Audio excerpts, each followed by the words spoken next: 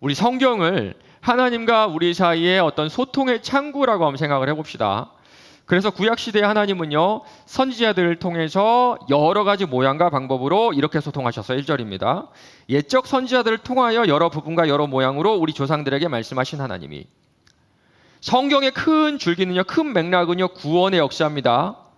타락한 아담의 자손들을 구원하시는 하나님의 놀라우신 계획, 그리고 그 주인공이 바로 예수님이죠. 그런데 구약 성경 한 권 한 권, 그러니까 창세기, 출애굽기, 레위기 이렇게 한 권 한 권 통해서는요, 이 하나님의 거대한 계획, 이 구원의 계획을 파악하기는 참 어려워요.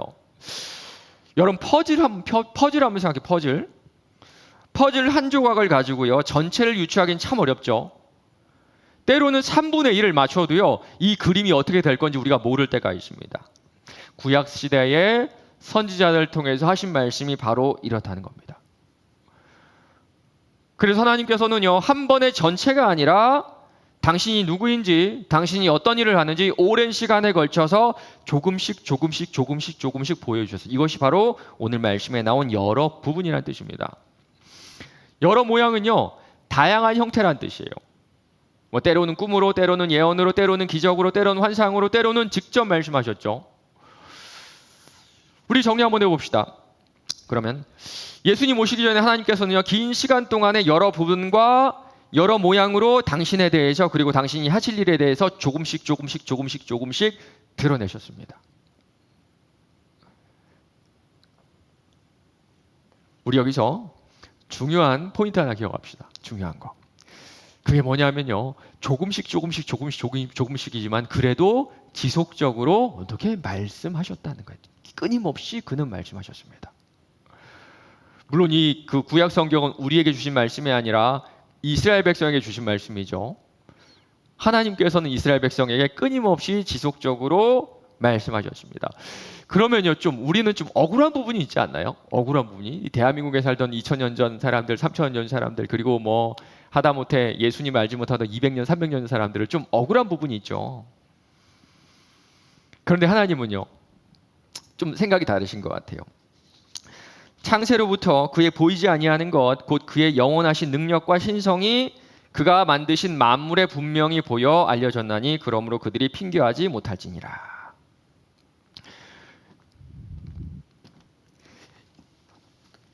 여기 공이 하나가 있는데요, 제가 예배 전에 갖다 놨습니다. 여기다 중간에다가. 아까 보신 분들은 혹시 이 공이 여기 있는 걸 보면서 그렇게 생각한 분 있어요? 혹시 공이 이 화분과 화분 사이에 저절로 생겨났나 보다, 자연적으로 공이 여기 발생했나 보다, 이렇게 생각하는 분 계세요? 공교육을 제대로 받은 사람이라면 공이 이 사이에서 자연적으로 발생했다고 생각한 사람은 없을 겁니다. 그렇다면 우리가 사는 지구는 어떨까요? 우주에서 보면 지구는 하나의 공 같겠죠. 공. 지구의 나이가 65억 년이라고 하는데요, 만약에 지금부터 65억 년이 지나면 이 화분과 화분 사이에 공이 하나 생길 수 있을까요? 이거랑 똑같은 공이?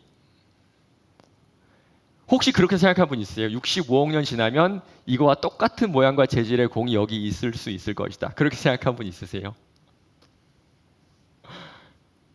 그런 사람 없죠. 그런 사람 있으면 우리가 저 사람은 좀 약간 문제가 있다를 싶겠죠. 65억 년이 아니라 650억 년이 지나도요, 공은 이곳에 자연적으로 생기지 않아요. 어떤 경우가 있어도 무에서는 유가 생길 수 없다는 것이 우리가 배운 과학적 상식 아닌가요? 우리 하나님은요, 대한민국 사람들에게도 이스라엘 백성과 똑같은, 아니 훨씬 더 좋은 머리를 주시고 자연 만물을 통해서 창조주가 있다는 것을 가르쳐 주셨습니다. 거기다가요, 양심도 주셨어요. 이런 이들은 그 양심이 증거가 되어 그 생각들이 서로 혹은 고발하며 혹은 변명하여 누구나 자신의 마음만 들여다봐도요, 근원은 알 수 없으나 실제하는 악함에 대해서 알 수가 있죠.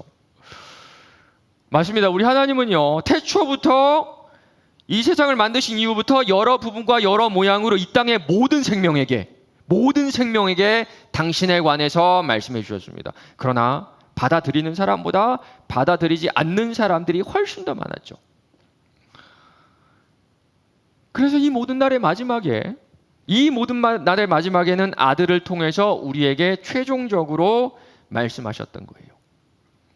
이 최종적이란 말은 어떤 뜻이냐면요, 더 이상의 설명이 필요 없다는 그런 뜻이에요. 구약시대는요, 시대를 지나면 지날수록 조금씩 알려주셨는데 이제는 아닙니다. 마지막, 끝, 전부, 완전함, 온전함. 하나님 자신과 하나님 구원 계획의 최종적인 말씀을 사람을 통해 오신 당신의 아들을 통해 말씀하셨다는 그런 뜻이에요. 우리 가운데 한 번도 연애 못한 사람 손 한번 살짝 들어볼까? 좀 부끄러워도. 아이고, 듣는 사람 있는데 없죠? 있나요? 모태솔로 있나요? 모태솔로? 요즘 우리 청년 분위기 되게 좋죠. 모태솔로가 연애를 하는 그런 놀라운 은혜의 역사가 우리 청년부 가운데 가득하고, 지금 고개 숙이면서 민망해하는 사람들 다 그 사람들이에요. 근데 연애하다 보면 이런 깨달음을 여러분 얻게 됩니다. 정말 다르다. 와, 진짜 다르다. 달라도 어쩜 이렇게 다를까? 우리는 잘 맞아요, 목사님. 우리는 얼마나 비슷한지 몰라요. 이렇게 착각으로 다들 연애를 시작하는데요.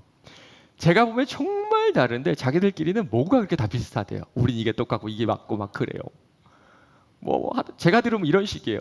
목사님, 쟤도 눈 둘이고 저도 눈 2개 있어요. 쟤도 코 하나 저도 하나 있어요. 우리는 정말 천생연. 이런 식으로 서로 연애를 하는 그런 느낌인데요. 조금만 지나면 맞는 부분보다 맞춰야 하는 부분이 훨씬 더 많다는 것을 깨닫게 되죠. 그리고 어떤 부분은요, 맞출 수가 없어요. 맞출래야 맞출 수 없는 부분이 있어요. 맞습니다. 우리 안에는요, 수정하고 고치고 바꿀 수 없는 마지막 모습, 최종적인 모습. 팀 켈러 목사님 이거를요, 화면 보이세요? 그 파이널리티라고 표현하는데요. 우리 안에 있는 어떤 최종적인 모습, 본 모습이라고 할 수 있을 것 같아요.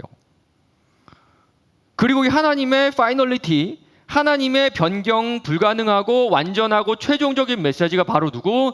예수 그리스도라는 겁니다. 어떤 사람들은요, 불신자인데 예수님 좋아하는 사람이 있어요. 우리가 잘 아는 인도의 그 지도자였던 간디는요, 힌두교도였는데도 생전에 마태복음에 나오는 산상수훈을 너무너무 좋아해서 내가 산상수훈 때문이라도 기독교인이 되고 싶다, 그런 말까지 했어요. 예수님 믿지 않아도요, 예수님의 가르침, 예수님의 삶을 좋아하는 사람들이 있습니다. 그리고 우리에게도 이런 모습들이 좀 남아있죠. 예수 믿는 여러분들도요, 어떤 말씀 보면 되게 좋아요. 그런데 어떤 말씀 보면요, 되게 싫죠. 마태복음 말씀입니다. 예수께서 이르시되 네가 온전하고자 할진대, 조건입니다. 온전하고자 할진대 가서 네 소유를 팔아 가난한 자들에게 주라. 그리하면 하늘의 보화가 너에게 있으리라. 그리고 와서 나를 따르라. 여러분, 온전하고 싶죠? 항상 무너지고 항상 망가진 내가 아니라 온전하고 싶잖아요. 그런데 목사인 제가 이 말씀을 곧이곧대로 매주마다 전한다고 생각해 보세요. 그리고 지금처럼 여러분 별로 가진 거 없잖아. 지금은 20, 30대는. 나중에 50대, 60대 됐을 때, 여러분 최소한 아파트라도 하나 가졌을 때, 그때 제가 여러분에게 이 말씀 전했다고 생각해 보세요. 여러분이 가진 거 다 팔아서 가난한 사람에게 나눠주고요, 풀타임 선교로 나가세요. 네 이웃을 네 몸처럼 사랑하셨는데 여러분은 당신의 이웃을 당신처럼 살아오고 계세요? 이웃을 내 몸처럼 살아가는 얘기는요, 나랑 똑같은 레벨로 살라는 겁니다. 똑같은 레벨로. 듣기 싫을걸요? 엄청 듣기 싫을걸요? 지금 여러분 통장에 10만 원 있으니까 오케이, 만 원씩 나와주고 이러지. 통장에 돈이 많고 집이 내 집이 10억짜리인데 이거를 팔아서 가난다, 말도 안 되는, 이렇게 하는 사람 봤어요? 못 봤어요. 우리는 못 봤어요. 하나님 말씀인데 지키는 사람이 없어요. 수많은 이유를 대면서 이 말씀은 훌렁 넘어가 버리죠. 제가 계속 이 메시지를 전한다 그러면요, 아마 이 교회를 떠나거나 저를 이 교회에서 떠나게 하지 않을까요? 어떤 교회는요, 그래가지고 우리나라에서 비약적으로 성공했던 그런 교단이 있거든요. 그 교단의 중심에 이 말씀입니다. 사랑하는 자여, 네 영혼이 잘됨과 같이 네가 범사에 잘되고 강건하기를 내가 구하노라. 영혼이 잘되고 범사에, 그러니까 모든 일에 잘되고 건강하기를 바란다. 너무 좋죠. 너무 좋죠. 여러분 어떤 말씀 듣고 싶으세요? 일주일 동안 진짜 힘들게 살다가 왔는데 저처럼 여러분은 음식물 쓰레기예요. 이런 말씀 듣고 싶으세요? 아니면 여러분 하나님은요 여러분이 영혼이 잘 되고 모든 일이 잘 되고 건강하기를 바라세요. 이게 주님께서 원하시는 거. 뭐가 좋으세요? 뭐가? 어떤 말씀 듣고 싶으세요? 예전에 어떤 지체가 그런 얘기, 청년 일부 지체가 그러더라고요. 목사님, 우리 청년부 가운데 80%는 목사님 되게 싫어할 거예요. 그런 얘기하면, 그런 설교하고 나면 셀에 가가지고 내가 이런 얘기 들으려고 교회 온 건 아닌데 왜 나를 내 본성을 음식물 쓰라고 표현하냐고. 저도 인간적으로는요 2번째가 좋습니다. 얼마 전에 기독교 라디오를 듣는데요, 그 목사님이 기도를 하는데 이렇게 시작하세요. 축복의 하나님 아버지, 축복의 하나님 아버지. 얼마나 좋아요. 저도 축복의 메시지가 좋아가지고 끝까지 다 듣고 아멘 했습니다. 주님 저도. 그런데 우리 예수님 말씀은요, 듣기 싫은 것이 99.8%입니다. 99.8%. 들으면 불편해. 원수를 사랑하래요. 왼뺨을 때리면 오른뺨을 돌려드래요. 70번씩 7번. 이건요 완전수기 때문에 수없이 끝없이 용서하래요. 여러분 다 돈 사랑하고 다 돈 사랑하는 법만 배워왔는데 돈 있는 사람 보면 우와 나도 저렇게 되고 싶다. 돈 있는 사람 보면 다 이렇게 살아왔는데 돈을 사랑하지 말래. 하루라도 빨리 평탄하게 살고 싶은데 우리 예수님 메시지가 뭐예요? 십자가를 지고 나를 따라와라. 야, 고난받는 인생을 살아. 그리고 그 가운데 항상 기뻐하라고 하세요. 진짜 전쟁터 같은 회사, 정말 전쟁터를 준비하는 학교에서 일주일 동안 시달리며 살고 온 여러분이 듣고 싶어하는 말씀이 절대로 아니죠. 내 마음과는 정반대인 말씀들. 그래서 우리는 이런 말씀 무시하며 살아갑니다. 그냥 여러분 한번 들어보세요. 좋은 말씀 뭐예요? 기도하세요. 되죠. 열심히 기도하세요. 주님이 들어주시죠. 큰 비전을 가지세요. 하나님께 도와주실 거예요. 큰 비전 안에 여러분 탐욕 있어요? 없어요? 내 탐욕을 채워주는 수단으로 기도하세요. 솔직히 그거 아닌가요?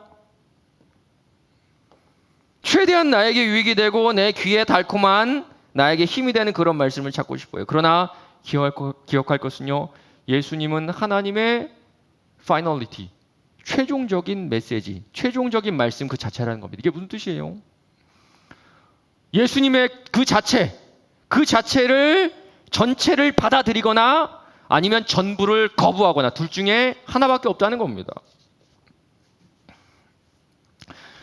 제 생각이에요. 저는 저의 최종적인 모습은요 좀 차가운 거예요. 차가움. 제 안에 가장 깊은 곳에는요 정말 얼음보다 더 차가운 그런 차가움이 있습니다. 저 이런 모습이 정말 싫은데요, 하물며 저랑 같이 사는 제 아내는 제가 얼마나 싫겠어요. 결혼해가지고 저도 참 많이 보냈습니다. 말투도 바뀌었고요. 이제는 양말을 양말통에 잘 집어넣어요. 그런 것들은요 얼마든지 바꿀 수 있고 얼마든지 맞춰줄 수가 있습니다. 그러나 저라는 사람의 최종적인 모습, 어쩌면 본 모습은요 저도 어쩔 수가 없습니다. 바뀌지가 않아요. 그런데 만약에 이런 제 모습을 제 아내가 그대로 받아들이지 않았다면 저의 결혼 생활은 불가능했을 겁니다. 여러분의 지난 연애도 보세요. 우리 결혼한 지체들도 옛날에 사귀었던 그런 남자친구 여자친구 한번 생각해 보세요. 상대방에게 바뀌지 않는, 아니 바뀔 수 없는 최종적인 그런 본 모습이 있습니다. 그거를 받아들였으면 지금도 연애하고 있을 거고요. 그렇지 못했기 때문에 지금 여러분은 헤어짐을 선택했던 거 아닌가요? 맞습니다. 결혼이라는 친밀한 관계를 맺기 위해서는 상대방의 최종적인 그 모습을 다 받아들여야 돼요. 다 좋은데 그건 싫다고 말할 수가 없다는 겁니다. 예수님이 바로 하나님께서 마지막 때에 보내신 당신의 최종적인 메시지, 하나님의 파이널리티입니다. 태초에 말씀이 계시니라. 이 말씀이 하나님과 함께 계셨으니 이 말씀은 곧 하나님이시니라. 히브리서의 시작에서 저자가 강조하는 것이 바로 이겁니다. 하나님과의 좀 친밀한 관계를 누리고 싶으신가요? 그렇다면 예수님의 말씀, 아니, 예수님의 말씀 전체를 다 받아들이세요. 둘 중에 하나입니다. 예수님을 다 받아들이거나 모두 부정하거나. 그의 말씀에 대해서 딱 두 가지입니다. 모두 다 받아들이거나 모두 다 버리거나. 여러분은 어떤 쪽이세요? 중간은 없어요. 그러면 하나님은요, 당신의 최종적인 메시지를 인간으로 오신 예수를 통해서 말씀하셨을까요? 우리 두 가지만 살펴봅시다. 제가 설교하면서 제일 많이 인용하는 분 누군지 여러분 아실 거예요. 팀켈러 목사님이에요. 팀켈러 목사님. 제 딸은요, 아직 BTS를 이제 좋아하기 시작했어요. 큰일 났어요. 11살인데 얼마 전에는요, BTS가 나오는 꿈을 꿨다고 저한테 말해주는데요. 뭐라고, 아빠 사인을 받으면서 너무 좋아서 울면서 사인을 받았어. 꿈인데도 BTS 사인 받는 게 그렇게 좋대. 근데 저한테 BTS는 이 할아버지님 사진 보여주세요. 사진. 네. 아, 이거 말고 이거 말고 없나? 그 전 사진 없어요? 저한테 BTS는 이 할아버지. 이 팀켈러 할아버지인데요. 2017년에 여기 저쪽 할아버지요. 그 컨퍼런스 가가지고 가까이서 이렇게 뵐 수 있는 그런 기회가 있었습니다. 가슴이 막 얼마나 뛰던지. 여러분, 저 할아버지 보고 가슴 안 뛰죠? 저는 가슴이 너무 뛰었어요. 그때 이분의 강의를 들으면서 이런 생각이 들었습니다. 정말 저분처럼 되고 싶다. 정말 이 사람처럼 되고 싶다. 머리 스타일 빼고 전부 다 저는 저 사람처럼 되고 싶다. 정말 하고 싶어요, 정말. 그런데 제가 목사로서 더 많은 영감과 자료를 얻는 데는 따로 있습니다. 제가 이 팀켈러 목사님 설교는 너무 좋아해가지고 나오는 책들은 거의 다 보고요. 설교도 거의 다 듣습니다. 한 설교 한 30분 하시는데 30분짜리 설교를 다 알아들으려면 말이 너무 빠르셔가지고 서너 번은 돌려드려요. 서너 번은. 한 자리에서 여러분, 제가 동영상 보고 있으면 거의 다 팀켈러 목사님 설교 보고 있는 거예요. 한 자리에서 한 3시간, 4시간을 보고 있어야 되는데 그렇게 좋아요. 완전 찐팬이죠. 얼마 전에는 이제 암에 걸리셔가지고 그걸 좀 이렇게 이겨내신 그런 인생 얘기를 들려주시는데요. 듣고 나니까 더 좋아요. 더 담고 싶어요. 네, 사진 보여주세요. 그 뒤에 사진. 근데 제가 사실 목사로서 더 많은 시간을 쏟아서 자료와 영감을 얻는 데는요, 따로 있습니다. 이 로고스 바이블이라고 성경 연구 프로그램이거든요. 이 안에는요, 수만 권의 책이 있고요. 전 세계에 있는 모든 그 성경에 관한 연구들이 다 들어있어요. 이거 하나면요, 제가 원하는 모든 작업들이 다 가능합니다. 그런데 저는요, 이 로고스 바이블을 본받고 싶진 않아요. 한 사람이 가질 수 없는 방대한 양의 자료들, 모든 것들이 다 들어있음에도 불구하고, 제가 큰 도움을 받고 있음에도 불구하고 한낱 프로그램을 본받고 싶진 않아요. 이것이 바로 하나님께서 사람으로 오신 예수를 통해 우리에게 말씀하신 이유입니다. 아더 핑크라는 학자의 얘기를 들어보세요. 하나님은 그의 사랑하는 아들의 인격 속에서 우리 앞에 나타나셨다. 그리고 우리로 하나님을 아는 지식을 알게 하셨다. 그렇게 하시면 우리를 우리의 사모함을 얻기 위해서다. 예수를 보면 볼수록 우리는 알게 돼요. 하나님의 그 이해할 수도 없는 사랑, 설명해낼 수도 없는 용서, 그 지혜, 그 능력, 그 아름다움. 인간인 우리는요, 하나님을 볼 수가 없죠. 그러나 하나님의 영광의 광채이시고 그 본체의 형상이신 예수를 통해 우린 하나님의 사랑과 용서와 아름다움과 지혜와 그 능력을 볼 수 있어요. 보면 볼수록, 알면 알수록 우리는 예수를 닮고 싶어요. 우리 예수님의 이 땅에서 33년간의 인생을 한번 생각해 보시기 바랍니다. 제가 늘 하는 비유죠. 여러분이 바퀴벌레 알이 되어서 부하에서 33년 동안 바퀴벌레로 산다고 생각해 보세요. 맨날 썩은 음식 먹으면서 가장 더러운 곳에서 살아갑니다. 그러면요, 우리는요, 인간으로서 하루하루가 빨리 죽고 싶다. 하루하루가 저주스러울 거예요. 그런데 하나님이 인간이 되신 거는요, 우리가 바퀴벌레가 되는 것과는 비교할 수 없을 정도로 끔찍하고 저주스러운 경험입니다. 그걸 무려 33년 동안 하나님께서 견뎌내셨던 거예요. 그리고 그 가운데 저주와 절망이 아니라 하나님의 사랑과 용서와 지혜와 아름다움으로 사셨어요.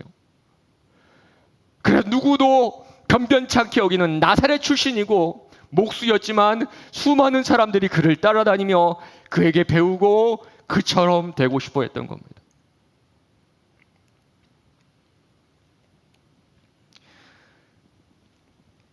우리 얼마 전에 나왔던 우리 광야를 산다 시리즈 기억나시나요? 구약시대에 살던 사람들은요, 하나님을 감히 볼 수도 없고 감히 그의 임재 앞에 가까이 갈 수도 없었어요. 마치 태양과도 같습니다. 너무 밝아가지고 인간으로서는 맨눈으로 도저히 볼 수 없는 그 태양. 그래서 마지막 때에 하나님께서 당신의 아들을 사람으로 이 땅에 보내신 겁니다. 인간인 우리가 도저히 알 수 없는 하나님을 우리의 눈으로 보여주시고 따라올 수 있게.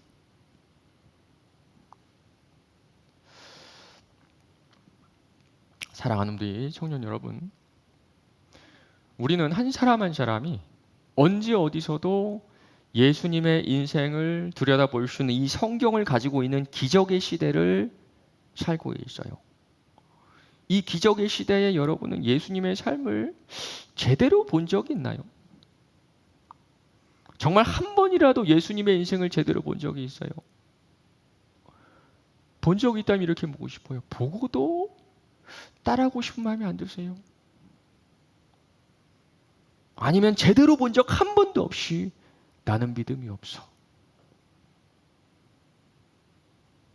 이렇게 지레 포기하고 계신 건 아닌가요?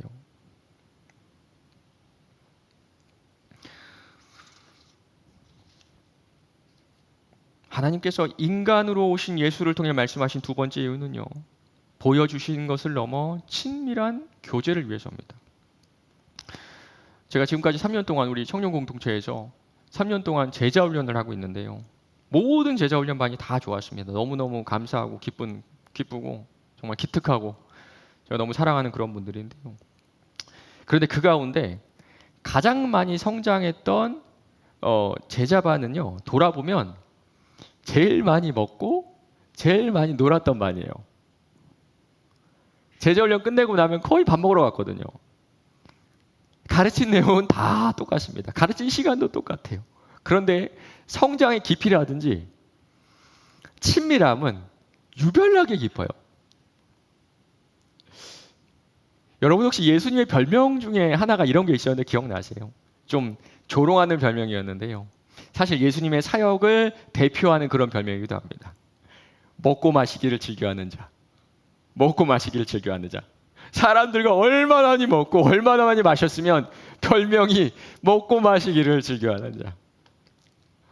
이게 무슨 뜻이냐면요, 예수님의 33년간의 그 인생은 단순히 기계적으로 가르치는 그런 일로 채워진 것이 아니라 사람들과의 깊은 교제로 가득 찬 인생이었다는 겁니다. 당신이 지으신 그 사람들이 너무 좋아가지고 항상 같이 먹고 항상 같이 마셨어요.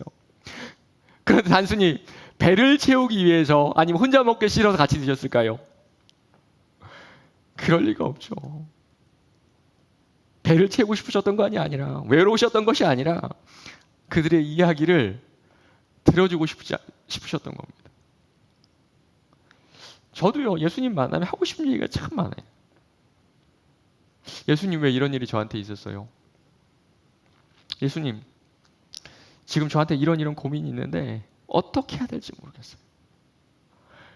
밥을 먹는 가운데 수많은 인생들이 자신들의 문제, 자신들의 어려움, 그런 것들을 예수님에게 다 얘기했을 것 같습니다. 그러면서 참 많이 울었을 것 같은데, 제 생각에 예수님은요, 그 이야기를 들으면서 똑같이 우셨을 것 같아요. 야, 너 참 힘들겠다. 너 정말 고생이 많다. 그렇게 예수님과 식사한 사람들은요, 그 누구도 갖지 못한 예수와의 친밀함을 가졌을 겁니다. 예수가 인간으로 이 땅에 오신 이유가 바로 여기 있어요.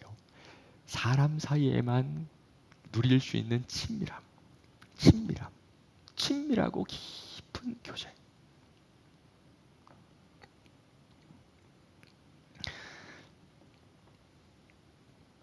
예전에 제가 신방을 하면서 어떤 분을 만났습니다. 그 뇌졸중으로 몸하고 입이 마비되었다가 이제 회복되어가는 그런 분이었는데요. 그 이야기를 듣는데 마음이 울컥한 거예요. 그래가지고 그 이야기를 다 듣고 제가 이렇게 얘기했습니다. 집사님, 저도 그랬어요. 그래서 제 이야기를 해주었어요. 제 이야기를 다 하고 나니까요, 저를 바라보는 눈빛이 그 이전과는 달라요.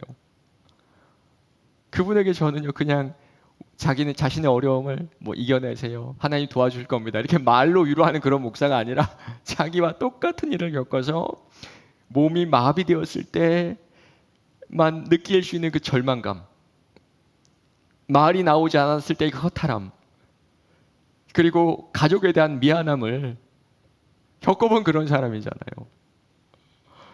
제 입장에서도요, 기도가 전혀 다르게 나가요. 저와 똑같은 어려움을 겪은 이분에게 회복의 은혜가 있기를 간절히 구하게 돼요. 예수가 우리와 친밀하게 교제하기 위해서 33년이라는 긴 시간 동안 우리와 똑같은 사람으로 사셨던 겁니다. 그리고 지금도 이 모든 경험을 가지고 계신 예수는 하나님의 보좌 우편에서 우리를 위해 간구하고 계세요. 단지 신적인 능력으로 우리의 상황과 우리의 마음에 공감하신 것이 아니라 똑같은 사람으로 사셨기 때문에 우리를 다 아신다는 거예요. 누가 정죄하리요, 죽으실 뿐 아니라 다시 살아나신 이는 그리스도 예수시니 그는 하나님 우편에 계신 자요 우리를 위하여 간구하시는 자시니라. 사람이셨기 때문에 우리의 사정도, 우리의 상황도, 우리의 마음도 다 아시는 그분은 지금도 우리와 친밀하고 개인적인 관계를 맺기 원하세요. 그래서 히브리서의 시작에서 이 저자는 우리에게 이렇게 얘기하는 겁니다. 지금 여러분의 믿음이 좀 약해져 있나요? 지금 이해할 수 없는 상황으로, 어려운 문제들로 여러분 지금 절망하고 있나요? 그렇다면 예수를 생각해 보세요. 예수가 믿어지지 않는다고 말하기 전에, 내 믿음이 바닥에 떨어졌다고 말하기 전에 예수를 한번 생각해 보세요. 우리와의 친밀한 관계를 위해, 1대1의 개인적인 관계를 위해 하나님에서 인간이 되신 그 예수를 깊이 생각해 보세요. 내 하루의 고됨과 내 마음의 고뇌를 다 하시는 예수를 생각해 보세요. 믿음을 버리기 전에, 교회를 떠나기 전에, 예수를 버리기 전에 인생의 단 한 번은 나를 위해 이 땅에 오시고 당신의 목숨을 주신 그분을 깊이 생각해 보세요.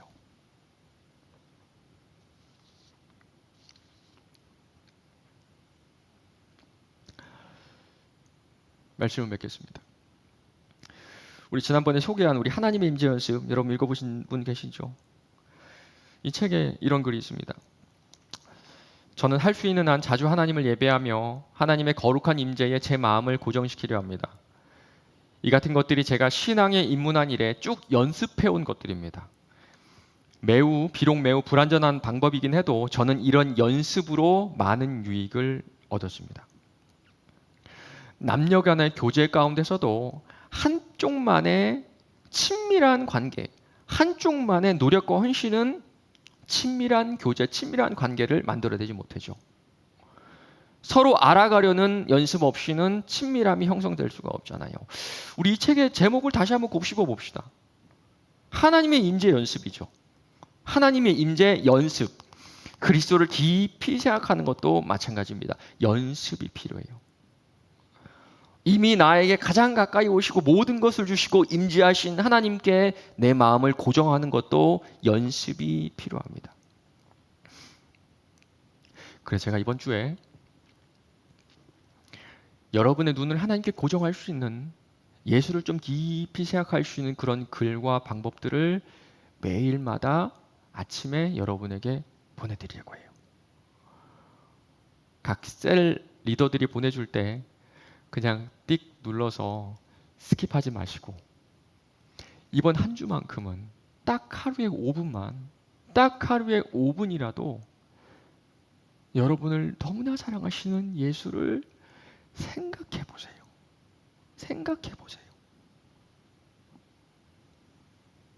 그러면 우리가 이 땅 가운데에서 신과 함께 사는 것이 무엇인지 아는 것이 아니라 체험할 수 있게 될 겁니다.